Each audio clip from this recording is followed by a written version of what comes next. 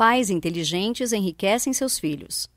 Neste microbook, o consultor Gustavo Cerbasi mostra que é possível capacitar nossas crianças para poupar, investir e escolher suas prioridades, além de apontar erros bem intencionados que os pais cometem sem perceber. Se você deseja ensinar os jovens a cuidar de seus próprios recursos e a gerenciá-los com responsabilidade, de modo a garantir que tenham um futuro próspero, não pode deixar de ler Pais inteligentes enriquecem seus filhos. Vamos nessa? Por que jovens não sabem lidar com o dinheiro? Adultos que criam filhos numa sociedade repleta de oportunidades profissionais para pais e mães acabam trocando boa parte da tarefa de criá-los pela oportunidade de incrementar ganhos e proporcionar um padrão de vida melhor à família. Por isso, acabam por confiar essa tarefa a babás, avós, professores e toda sorte de educadores. É uma troca difícil e dolorosa, mas muito bem intencionada. Mesmo as pessoas que passam a interagir com as crianças durante mais tempo que os pais delas podem ser bem intencionadas. Mas as boas intenções, infelizmente, não suprem limitações próprias da formação dessas pessoas. Adultos também precisam esforçar-se para aprender os benefícios do planejamento financeiro numa economia estável, pois essa realidade é novidade em nossa cultura. Some-se a isso a conhecida generosidade de muitas avós, que com presentes em excesso e flexibilidade nas regras, tendem a formar jovens mimados e com uma falsa visão do sacrifício dos pais. Por mais que se esforcem em contrário, avós com esse tipo de costume tendem a mimar seus netos. Isso não é errado, desde que não sejam os avós as figuras mais presentes na educação dessas crianças.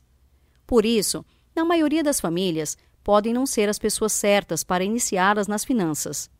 Também não podemos esperar milagres de babás ou quaisquer pessoas que se encarregam do cuidado provisório dos filhos. A maioria das pessoas que desempenham essa atividade é de origem desprovida de recursos, o que provavelmente as privou de uma educação diferenciada em escolas privadas. É sabido que o ensino público brasileiro há décadas carece de qualidade para as disciplinas curriculares básicas. Não é sensato cobrar dessas pessoas uma capacidade inata de construção de riqueza. Quando a têm, são exceção. Se estão fora da média e com boa formação e discernimento para educar bem nossos filhos, são profissionais que demandam dos pais as ferramentas adequadas para cumprir bem seu trabalho. Se os pais não souberem o que e como ensinar a seus filhos, essas pessoas simplesmente não o farão no lugar deles. Os brasileiros estão começando a entender o significado de planos de previdência, planejamento de longo prazo e investimentos para uma aposentadoria segura. Não é razoável esperar que um jovem profissional de qualquer área de ensino seja também um especialista em educação financeira ou construção de riqueza. As condições econômicas necessárias ao sucesso de planos de longo prazo surgiram somente após o Plano Real, nos anos 1990. Somos todos iniciantes nesse tipo de conhecimento. Por tudo isso, não é sensato confiar totalmente a terceiros todo o desenvolvimento de nossos filhos. Avós podem suprir a noção de família ou a falta de carinho. Babás podem suprir as necessidades de asseio, organização e alimentação.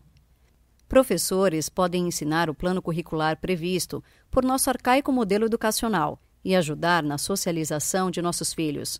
Outros profissionais podem ensiná-los a dançar, cantar, jogar, nadar e desenhar. Mas a tarefa de incutir valores na vida de nossos filhos e de ajudá-los a administrar suas capacidades e seus ganhos financeiros compete aos pais. Mas a maioria dos pais ainda não percebeu isso.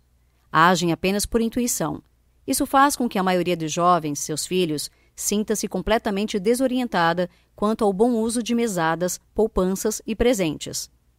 Muitos aprenderão as regras a duras penas, após errar muito, como aprenderam os adultos que hoje se preocupam com seus filhos. É por isso que, para começar, é necessário responder a si mesmo, com sinceridade, essa pergunta: você está educando seu filho para o dinheiro ou simplesmente para o consumo? Dá para contar com a escola? Até que ponto podemos contar com a escola na tarefa de preparar nossos filhos para a vida? Essa é uma questão polêmica, uma vez que a intensa competitividade do mercado de trabalho e o aumento do grau de expectativa dos pais em relação ao futuro desempenho profissional dos filhos vem transformando parte das escolas numa espécie de fábrica de vestibulandos. mais do que por sua capacidade de preparar crianças e jovens para a vida, o sucesso de algumas escolas costuma ser medido por sua eficiência em prepará-los para passar em provas. Quando uma escola oferece atividades complementares ao currículo tradicional exigido nos vestibulares, como práticas esportivas, atividades externas, aulas de culinária ou mesmo de economia doméstica, tais atividades são tratadas como opcionais ou extracurriculares. São oferecidas como luxos de escolas privadas, cujo público pode pagar mais por esse diferencial. Quem não possui condições de pagar poupudas mensalidades escolares tem de contar com escolas que se restringem a oferecer o currículo básico exigido pelo Ministério da Educação. Na maioria dos casos, transmitido por professores mal remunerados e, consequentemente, mal preparados, cuja preocupação resume-se a fazer com que os alunos tenham um grau mínimo de aproveitamento em provas. Professores preocupados de verdade com a formação moral e a construção de valores são, infelizmente, minoria nas escolas populares. Em muitos casos, o motivo disso é a falta de reconhecimento de suas tentativas passadas, seja por parte de alunos, de coordenadores ou até mesmo de pais. Por outro lado, professores capacitados a educar bem são cada vez mais intimidados e pressionados por pais que, numa atitude um tanto irresponsável, mimam seus filhos e colocam os educadores contra a parede quando estes elevam a voz ou repreendem os pequenos príncipes e princesas. Infelizmente, não são raros os relatos de professores que já sofreram nas escolas de classe média alta a mais abominável das coerções, a oferta de dinheiro ou de presentes em troca de tratamento diferenciado a determinado aluno. Péssimo exemplo para um filho, fazendo da corrupção uma lição às avessas do que o dinheiro pode fazer pelas pessoas. Assim como ocorre no campo das finanças, escolhas ruins na educação mostrarão seus efeitos apenas no futuro. Apesar de ser papel da escola oferecer aos jovens a maior parte do conhecimento que eles acumularão na vida, é papel dos pais selecionar a escola de seus filhos. Por isso, não basta confiar as crianças às escolas tradicionais, ou então à mesma escola em que se estudou quando pequeno, se ela não tiver se renovado. Cabe aos pais dedicar tempo a pesquisar as melhores escolas, avaliando detalhes curriculares, metodologias de ensino, abertura à participação e ao envolvimento dos pais e preocupação não somente com o conhecimento, mas também com a formação do caráter. É uma missão que consome muito tempo, preço a pagar pelas melhores escolhas. Cabe também aos pais adotar uma postura responsável e compartilhar com a escola as regras propostas para o bom funcionamento do modelo educacional escolhido. Como as crianças aprendem? Procure sempre lembrar que uma criança ou um adolescente não são adultos e, portanto, não pensam como adultos. Assim como seu corpo, também sua personalidade, suas ideias e seu raciocínio estão em contínua transformação. As diversas correntes da psicologia explicam que a cada fase da vida da criança, os diferentes estímulos são interpretados de maneiras diferentes. As fontes de inspiração são diferentes para cada idade. Os pais devem ter consciência da importância de cada fonte de inspiração e explorar ao máximo as ferramentas disponíveis para fazer do aprendizado um processo natural, agradável para quem ensina e para quem aprende. Em outras palavras, a receita para o aprendizado não será a mesma durante todo o processo de desenvolvimento de seus filhos. Você não poderá reclamar da rotina, já que ela não existirá, pois a repetição de lições e práticas ao longo de toda a infância jamais funcionará para a educação de uma criança. De 0 a 2 anos. Os desejos não estão associados ao dinheiro, mas o interesse pelas atitudes dos pais é intenso e crescente. Dê o exemplo através de suas atitudes, principalmente seguindo com disciplina as rotinas do lar, que serão certamente copiadas pelos filhos e os tornarão mais disciplinados. 3 a 4 anos. A realização de desejos é associada ao ato de comprar, que depende essencialmente da vontade e do dinheiro dos pais. Evite banalizar o consumo e estabelecer regras para o uso do dinheiro, como limites orçamentários e datas para celebrações e presentes. 5 a 6 anos. Sem intervenção de adultos. Cultive a independência, permitindo aos filhos que interajam com vendedores e manipulem dinheiro em compras pequenas. 7 a 10 anos. Aqui, a criança já possui a percepção de papéis sociais e quantificação de valores, com o aprendizado da matemática. Converse sobre dinheiro, trabalho, sustento da família, objetivos dos estudos e escolha de profissões. 11 a 14 anos. Nesse estágio, a percepção das responsabilidades e primeiros conflitos típicos da adolescência. Cultive a autonomia, com a prática da mesada ou da oferta de recursos de uso livre pelos filhos. Inclua-os nas tarefas de organização financeira familiar. Acima de 15 anos. Ao entrar nas primeiras fases da adolescência, surge a necessidade de assumir papéis típicos dos adultos. Converse sobre temas relacionados à administração pessoal, uso de bancos, incentivos maiores à formação de poupança e desejos versus investimentos necessários. 6 princípios fundamentais na educação financeira. Os 6 princípios apresentados a seguir baseiam-se em conhecimentos essenciais recomendáveis a todo ser humano que lida com o dinheiro. Se você sente que não lida bem com algum desses princípios, ótimo. Reconhecer essa deficiência é o primeiro passo para aprimorá-la. Por isso, acompanhe as reflexões do autor sobre cada um dos princípios, objetivando uma educação familiar, não só das crianças. A educação não serve apenas para seus filhos. Aprendemos continuamente por toda a vida. Valorizar.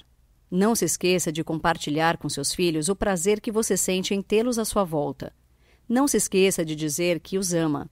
Pode ser que eles digam mesmo, sem que lhe pareça sincero, mas sua atitude ficará gravada na mente deles. Expresse e fale o que você sente, pois muitos adultos ressentem-se de não ter ouvido de seus pais um "eu te amo". Celebrar. Crie significado para cada conquista. Presenteie seus filhos somente quando houver motivo. Uma data festiva, uma lembrança marcante de viagem, o início das férias, um desempenho muito acima da média na escola. Preferencialmente, use mais criatividade e menos dinheiro para presentear.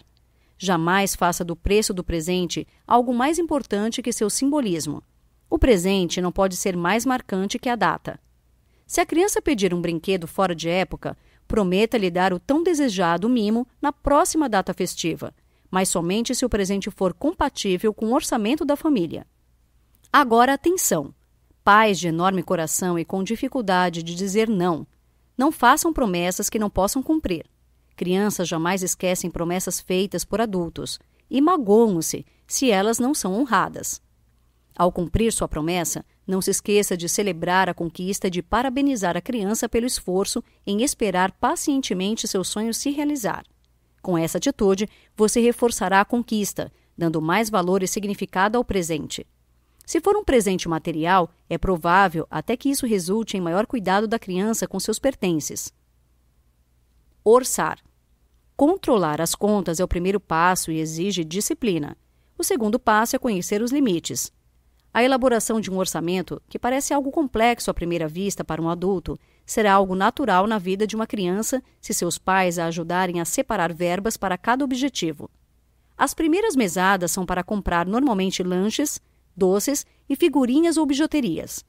Conscientize seus filhos de quanto estão recebendo e quanto será gasto com cada item.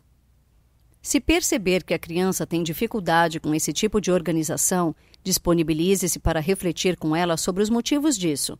Carinhosamente faça sugestões. Investir. Seus filhos devem entender que, enquanto trabalharem para uma empresa, enriquecerão os donos e acionistas dessa empresa. Quem realmente enriquece é o investidor, aquele que soube poupar parte de sua riqueza para então montar uma empresa e organizar uma estrutura que pusesse pessoas para trabalhar para ele. Seus filhos não devem ser preparados simplesmente para trabalhar a vida toda para alguém. O bom emprego não deve ser visto como o grande objetivo de vida adulta.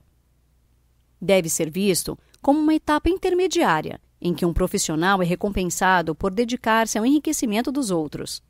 O grande objetivo deveria ser construir uma reserva financeira para que no dia em que deixar de trabalhar para os outros, a pessoa possa montar sua própria empresa e contratar outros profissionais para trabalharem para ela, ou viver dos rendimentos de um investimento que lhe agrade.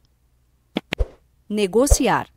Para que seus filhos tenham bons resultados com seu escasso dinheirinho, precisam desenvolver-se por completo, incluindo habilidades em comunicação e linguagem. Não deixe de explorar cada ida à feira e à loja de brinquedos como uma oportunidade de mudar sua atitude, barganhar e valorizar seu dinheiro. Combine com as crianças para que façam o mesmo. Ensaiem como se fosse para uma peça. Você verá que aprender a negociar pode ser também uma prática bem divertida. Equilibrar.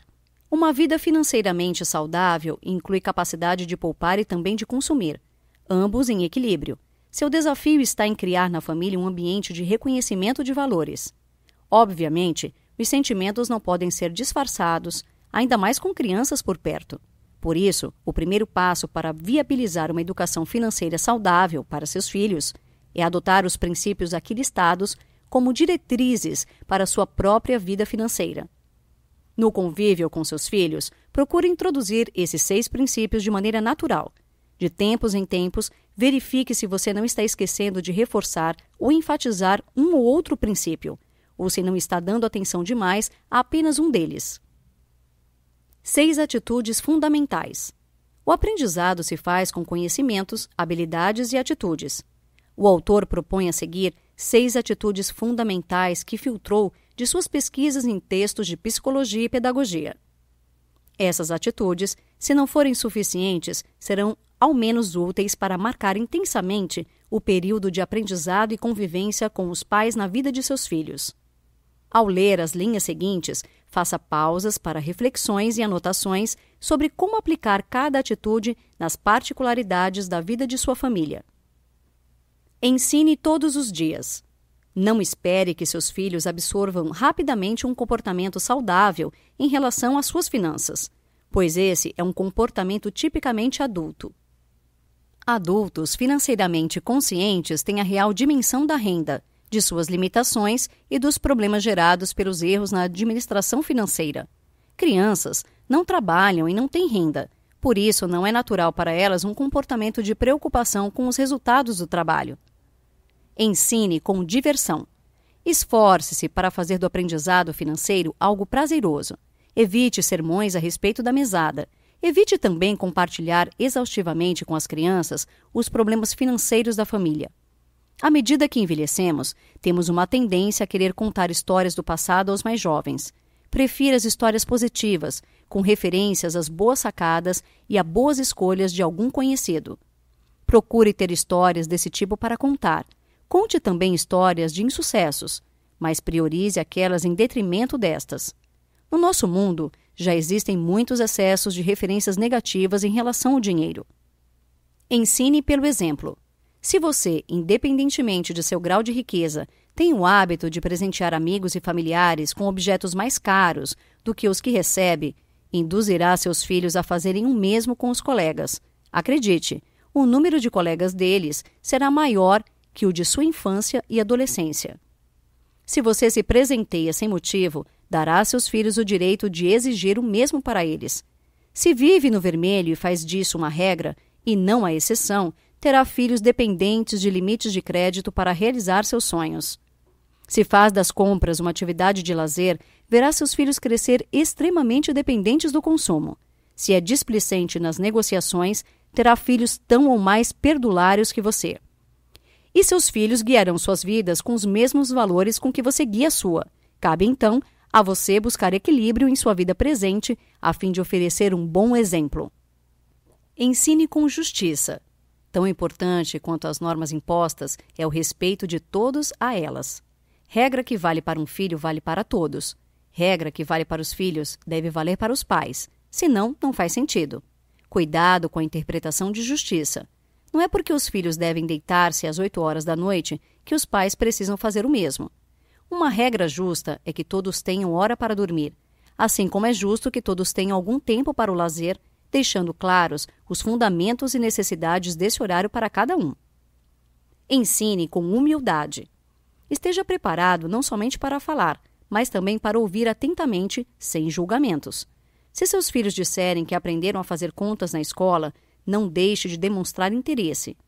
Esse interesse poderá lhe ser extremamente útil quando, mais tarde, eles tiverem condições de lhe apresentar assuntos que são novidades até mesmo para os adultos, como os sistemas de informação baixados da internet durante a aula ou os exemplos práticos que os professores deram nos laboratórios.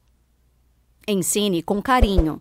Quando crianças e jovens sentem em seu lar um ambiente construtivo, harmonioso e de respeito, tendem a procurar preservar e reforçar essa atmosfera. Nem sempre os pontos de vista dos pais serão entendidos pelos filhos e vice-versa. Contudo, por maiores que sejam as tentações de envolver-se numa situação não aprovada pelos pais, o amor mútuo da família certamente pesará nas escolhas das crianças e dos jovens. Tais valores perpetuam-se por toda a vida. Todos conhecemos pessoas já adultas que, ao recusar um convite, não sentem o menor constrangimento em falar: meus pais não aprovariam essa atitude. Quando o dinheiro surge na vida dos filhos.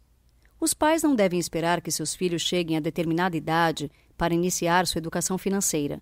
Devem começar quanto antes, desde as primeiras atividades sociais da criança.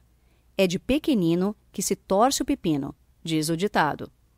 Cássia Daquino, especialista em educação infantil, costuma dizer que a educação financeira começa no ventre, durante a gestação. Segundo ela, uma mãe que tem hora certa para as refeições, para o banho e para dormir, desenvolverá na criança, em seu útero, um forte senso de rotina e disciplina. Isso fará com que aumente bastante a probabilidade dessa criança manter-se disciplinada após nascer, durante o crescimento e também na vida adulta. Disciplina e organização são elementos essenciais para uma boa administração das finanças pessoais. Quando pequenas, ainda na fase em que começam a se comunicar, as crianças não entendem perfeitamente o ato de consumo. Elas simplesmente querem algo e sabem que conseguirão o que querem de seus pais. É a fase do eu quero, que vai de 1 a 2 anos de idade. Até então, dinheiro não traz felicidade, pelo menos na percepção dos pequenos. A felicidade está essencialmente na proximidade dos pais, responsáveis pela realização de desejos. Durante seu desenvolvimento mental, as crianças estão sempre atentas às novidades, incluindo as primeiras interações dos pais com estranhos. Com o tempo, começam a perceber que a satisfação de suas necessidades não depende exatamente dos pais, e sim de que eles adquiram de outras pessoas o que elas querem. É quando começam a entender o ato de comprar. Nessa fase, identificada pela grande atenção que elas dão à interação dos pais com vendedores, pais desatentos podem perder uma grande oportunidade de abrir as portas para o mundo da educação financeira. Se não deixarem claro que a compra é uma troca, nitidamente identificada pela entrega de dinheiro, as crianças entenderão que a satisfação de suas necessidades depende apenas da boa vontade de seus pais em encontrar um vendedor. Valorize o dinheiro. Faça a criança entender que ali está sendo usada boa parte do resultado de seu trabalho. Ao fazer compras com seus filhos, atente para enfatizar o processo de compra, incluindo o orçamento, a pesquisa, a negociação e quanto de valor é agregado pelo item consumido. No momento em que o pai ou a mãe propõem: será que temos dinheiro suficiente para comprar? A mente da criança está trabalhando para entender a ideia de orçamento. Os pais podem facilmente notar o início da fase em que as crianças começam a dar real importância ao ato de comprar. É a fase dos 2 anos aos 4 anos de idade, quando pedidos de compra são incansavelmente repetidos ao longo dos dias. Quando essa fase chega, deve-se atentar para não banalizar o ato de comprar. Não se deve alterar a rotina para adquirir algo supérfluo, por exemplo. A criança deve entender que pequenos mimos devem aguardar a hora certa, como um fim de semana. Apesar da expectativa que essa percepção gera, desenvolve-se também a necessária disciplina para o consumo, da qual muitos adultos carecem. A fase seguinte é aquela em que as crianças já se sentem confortáveis em interagir sem o auxílio dos pais. Nessa etapa do desenvolvimento, elas sentem-se realizadas quando os pais permitem que entreguem dinheiro ao vendedor ou que façam o pedido ao balconista da padaria. Tais práticas devem ser incentivadas desde cedo, para que não se desenvolvam bloqueios quanto ao ato de comprar. Ao sentir-se independentes, os filhos percebem que a realização de seus sonhos não depende dos pais, e sim do dinheiro deles. É quando eles enfaticamente começam a pedir dinheiro, que começa aos 4 ou 5 anos de idade. Curiosamente, mesmo que não saibam exatamente o que fazer com o dinheiro, as crianças passam a desejá-lo a partir de certa idade, e essa idade dependerá do grau de liberdade que lhes é dado. Dificilmente passará dos 6 anos. A partir de então, o dinheiro adquire uma aura de poder na vida da criança. Conseguir dinheiro, independentemente da quantia, passa a significar a aquisição do poder de realizar sonhos. Presentear os filhos com um cofrinho nessa época é tão oportuno e excitante quanto presenteá-los com um álbum de figurinhas. As crianças entretêm-se intensamente com a emoção de enchê-lo um pouquinho a cada dia. Melhor ainda se for transparente. Um pote de vidro, por exemplo. Esgotar a capacidade de um cofrinho pode ser uma experiência marcante para a infância de seus filhos. Filhos não são investimento. Uma das mais frequentes e equivocadas atitudes dos pais em relação aos filhos é considerá-los como investimento. Percebemos em famílias de todos os níveis de renda que muitos pais se sacrificam para assegurar aos filhos a melhor educação, a aquisição de livros solicitados por professores, cursos de idiomas e cursos de especialização, entre outros, objetivando o sonhado sucesso na carreira. Contudo, antes mesmo de essa carreira começar a gerar frutos, esses pais já pressionam os filhos a retribuir o investimento feito, assumindo despesas da família. Esses pais merecem o crédito por colocar o sucesso de seus filhos em primeiro lugar, mas não deveriam exigir desses jovens o retorno do investimento, até mesmo porque os pais devem entender sua responsabilidade de criar e educar os filhos. Se há algum investimento a gerar retorno, é o investimento de seu tempo para assegurar a seus filhos o apoio e o carinho necessários que uma família deve suprir. Uma boa relação com os filhos gerará maior solidez familiar e provavelmente trará uma grande retribuição na mesma moeda investida. Talvez os filhos até desejem, de coração, contribuir com o pagamento de gastos de seus pais, principalmente se as condições da família forem limitadas e houver grande sacrifício para garantir a educação. Mas contribuição é diferente de imposição. O investimento financeiro nos estudos dos filhos demora a gerar seus efeitos. Mesmo com boa educação, jovens inexperientes ganharão pouco, muito menos do que ganharão alguns anos depois ao adquirir experiência. Mas é nessa época em que ganham pouco que eles devem começar a cuidar de seu futuro, antes de ter filhos, para assegurar estabilidade e tranquilidade à nova família que se formará. Se nessa fase fundamental para o enriquecimento dos filhos houver pressão dos pais pela retribuição dos investimentos feitos nos estudos, a pouca renda não resolverá as dificuldades financeiras dos pais e a situação condenará os jovens a um futuro pouco próspero. É o que Serbasi chama de perpetuar a pobreza.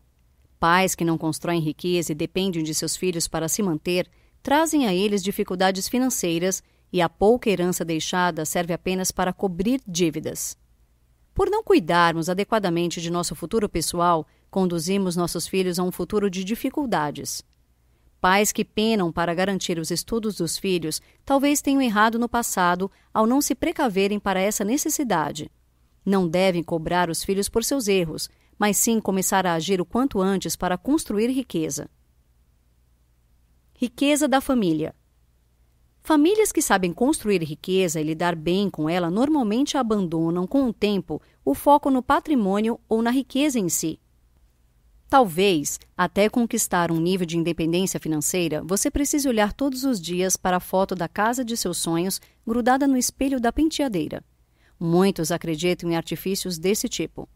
Contudo, à medida que seus sonhos materiais vão sendo realizados, novos sonhos normalmente deixam de ser o foco de atenção e, mesmo assim, continuam acontecendo. Um casal pode sacrificar-se por anos e anos até quitar a casa própria. Quando conseguirem, é provável que, com muito menos sacrifício, consigam uma casa de campo ou de praia. Isso não quer dizer que a sorte aumenta ao longo da vida. 3 fatores imperceptíveis passam a fazer parte dos planos de famílias que enriquecem. O primeiro deles é o aprendizado. Parece difícil realizar os primeiros sonhos porque não estamos acostumados a fazer planos para atingi-los. Com o tempo, aprendemos a fazer melhores escolhas para nosso dinheiro e adquirimos uma disciplina que não existia no início. Outro fator importante é a consolidação da renda. Com o tempo e principalmente com o nascimento dos filhos, o maior grau de responsabilidade faz com que as decisões de gastos dos pais sejam mais contidas e conservadoras. Isso acontece simultaneamente ao natural incremento da renda da família, devido ao aumento da experiência profissional dos pais. O terceiro fator, o mais importante e também o mais imperceptível dos 3, é a motivação trazida pela conquista. Quem já quitou o financiamento de um automóvel ou um longo financiamento da casa sabe que a sensação de prazer é indescritível. Consolidar conquistas traz para o lar uma deliciosa energia que nos motiva a fazer novos planos e novos sacrifícios para realizá-los. É essa motivação, uma espécie de vício empreendedor, que faz com que as escolhas passem a ser menos pautadas na necessidade do que na celebração em família. Quem compra uma casa de campo não quer simplesmente um lugar fora da cidade para descansar. Sem dúvida, o que essa pessoa quer é um lugar para reunir a família e os amigos. É essa motivação familiar que passa a mover as escolhas dos adultos quando seus filhos começam a dar sinais de querer maior independência. E esse é o grande sentido da riqueza da família. É para realizar sonhos dessa natureza que filhos se reúnem aos pais para a compra de um carro, de uma casa ou de uma viagem, que um tio paga os estudos do sobrinho e que filhos menores se esforçam para reduzir seus gastos. Mais que buscar a segurança, a riqueza da família está na realização de sonhos. Com filhos adultos, o patrimônio dos pais confunde-se com o deles. A separação acontece apenas na declaração de imposto de renda de cada um. Pouca diferença faz de onde sai a verba para pagar os gastos de fim de semana. O que importa é que tais gastos garantem momentos felizes em família. É por esse motivo que, com o passar dos anos e com a reaproximação entre pais e filhos, que costuma acontecer pela vinda dos netos, deve ser incentivada novamente a conversa familiar sobre dinheiro, a fim de evitar a acumulação desnecessária. Com o convívio mais intenso de avós e netos, parte dos gastos dos avós pode passar a ser suprida pelos filhos ou vice-versa. Se pais com boa gestão de suas finanças procuram manter seu patrimônio, ao mesmo tempo que filhos buscam sua independência financeira cada vez mais cedo, o resultado pode ser uma renda duplamente assegurada, pois um dia o patrimônio dos pais passará aos filhos. Essa é a razão que leva muitos pais de classe média a incentivar seus filhos a viver bem e curtir a vida. No fundo, sabem que seu patrimônio pessoal dará uma boa força à segurança da família futuramente. Cabe aos filhos, de maneira responsável, diante de tais incentivos, não exagerar na dose para não comprometer a segurança de seus pais. Notas finais. Você deve ter percebido que a educação financeira dos filhos depende mais da transformação dos pais do que das crianças. Seus filhos provavelmente terão dificuldades em lidar com dinheiro se vocês não corrigirem suas próprias deficiências quanto ao uso do dinheiro, não dedicarem tempo a eles, não entenderem que a educação financeira demanda seu tempo e dedicação para viabilizar atividades interessantes, infantis e criativas. Talvez você tenha sentido que algumas orientações são tão importantes para você quanto para seus filhos. Se você aprendeu muitas coisas relevantes para a sua vida financeira pessoal adulta, é um bom sinal. Nunca é tarde para obter conhecimentos que teriam sido úteis lá na sua infância. Coloque-os em prática e faça o bem de ajudar seus filhos a colocá-los também. Se você tem filhos e sente que está procurando meio de educá-los para as finanças tarde demais, você está errado. Nunca é tarde para ajudar seu filho, principalmente porque ainda vivemos no país com os maiores juros do mundo, com um sistema financeiro entre os mais modernos e informatizados do mundo e uma abundância de informações que ainda fazem do Brasil um dos melhores lugares do mundo para construir riqueza. Aproveite essa situação, pois com a consolidação da estabilidade econômica e principalmente com o esperado enriquecimento das empresas e das famílias, a competição pela riqueza exigirá dos investidores do futuro maior dedicação à busca de informações. Não importa quanto você conseguirá gerar riqueza para seus filhos. O que importa são as lições que você tem a passar para eles e que, temos certeza, jamais serão esquecidas. Desejamos sucesso e muita riqueza à sua família, de preferência com muito dinheiro também.